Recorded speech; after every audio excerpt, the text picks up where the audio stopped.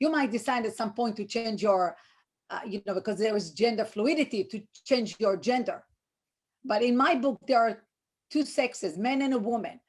If you in your life you want to, you know, exhibit different kind of behavior, or want to, internalize some other kinds of feeling, that's fine. That's your issue. The problem is that you're coming with all this package and dumping it on little kids, very little kids, and brainwashing them to believe things that are not. It's impossible for an adult to understand. All of a sudden, the kid, go to school and they tell him, you know what? In kindergarten, you're not a boy, regardless of your biology. You're not, and you're not a girl. You can get up in the morning, just whatever you feel like. That's Yeah. what you are. So all those issues of are all connected.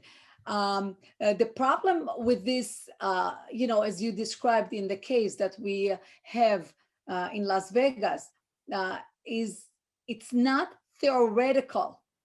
They are imposing behaviors on you. They're imposing on you to change your whole inside and the way you think about yourself and the way you feel about yourself. How do you think a kid that is in kindergarten is told because he's white is an oppressed? I mean, And by the way, let me interject real quick and just ask, because I think immediately people will want to know, is this happening in kindergarten? So do you know of specific cases where they're teaching gender ideology in kindergarten? oh my God, everywhere. Yeah. Look at the books. In my kids' school last year, I pulled them out of the school. I put them in a different school, but not a private school. The book that they assigned for kindergarten through third grade, called A Kid Book About Racism. And when you open that book, you are appalled reading each line.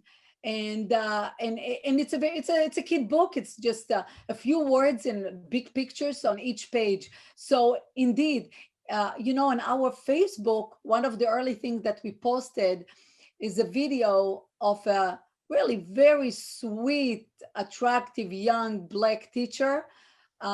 She's been teaching for 10 years, teaching K through 1. So she's teaching really kindergarten and first grader, and all smiley, really very sweet. And she's telling how you actually can teach vocabulary to the children. And the vocabulary is oppressed and oppressor and racism and systemic racism and privilege. And you ask yourself, those is that, what do you mean by you can teach a vocabulary? Of course they can learn the word, but it's not about learning words, about learning the meaning of the words.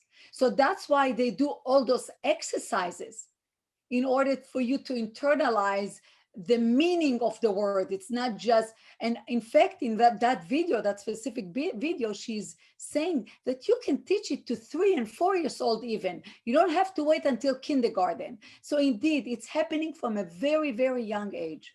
So let's just talk about this then, because again, I want to fight for this, because I think that this is the important thing to realize about all of this, because there's a wide spectrum of people in America, and God bless America. That's what we're all about. But I really want to be careful that anybody listening right now really understands this is not a right and left issue. This is a question about, this is not a political issue, even though it's been incredibly politicized. Maybe there should be political conversation about it. I'm not saying that, but it is not a political issue in my mind, and here's why. I think we have to go back to our definition of what education is all about. And so I'd love to hear your thoughts on this. Anybody who knows any just basic history knows that education in America started just as simply as this. People were taught to read so that they could read the Bible, so that they could go home, take a Bible, and they could read it for themselves. Now, thankfully, it's evolved beyond that, and education has taken on new disciplines, and we're all the better for that. But something else has happened as education has evolved. And I saw this on scholastic.com. I saw this on the Bill and Melinda Gates Foundation, as well as study.com, that the definition for education has evolved to the point where now the educational world thinks it's their role to help create good citizens. Now, that may sound innocent enough, but the reality is I think that ultimately what they're talking about there and what we're seeing is that now the education system and the public education system is creating morality. Now, that was typically resigned to the church, and I think that that's permissible because it is the parents' decision whether or not they take their kids to church. But ultimately, I think it goes even back to a more basic tenet, which is this: is that parents are the ones who are uniquely qualified to teach their kids morality, not the education system.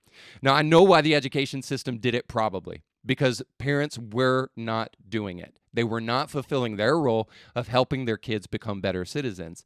But I still think the problem exists, is that education professionals, teachers, are not uniquely qualified as parents are to help their kids become moral, thinking, good human beings. That is the role of the nuclear family, which, by the way, I think is so very interesting that that they're calling the idea of the nuclear family a white supremacist idea, and something that, even though BLM has taken it off their website because they got a bunch of heat for it, still something they believe.